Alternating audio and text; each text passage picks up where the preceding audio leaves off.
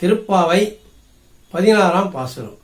நாயகனாய் நின்ற நந்தகோபனுடைய கோயில் காப்பானே, கொடித்தோன்றும் தோரண வாயில் காப்பானே, மணிக்கதவம் தாழ்த்திரவாய் ஆயர் சிறுமியரோமுக்கு அரைவரை மாயன் மணிவண்ணன் நென்னலே வாய் நேர்ந்தான், தூயோமாய் வந்தோம் துயிலறப் பாடுவான், வாயால் முன்னம் முன்னம் மாற்றாதே அம்மானி, நேய நிலைக்கதவம் நீக்கேலோ ரெம்பாவாய்.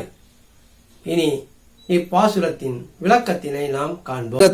சோம்பல் அறுத்து கண்ணனை பாடுவதற்காக விரைந்து எழுந்து வா என்று தோழியை துயில் எழுப்ப ஆண்டாள் இந்த பாசுரத்தில் கண்ணனின் திருமாளிகை வாயில் காப்பவனிடம் கதவை திறந்து விடுமாறு வேண்டுகிறார். நாயகனாக எங்களுக்கு சுவாமியாக திகழ்கின்ற நந்தகோபருடைய திருமாளிகையை காப்பவனே, கொடிகள் தோரணங்கள் அலங்கரிக்கப்பெற்ற வாசலை காக்கின்றவனே, திருமாளிகையில் காப்பாக திகழும் அழகிய மணிக்கதவின் தாழ்பாலை நீ திறக்க வேண்டும்.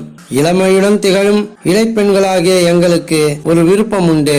ஆச்சரியப்படத்தக்க செயல்களை செய்யும் மாயன் அந்த கண்ணன் நீலமணியை போன்ற நிறத்தை உடைய திருமேனியை கொண்டவன்.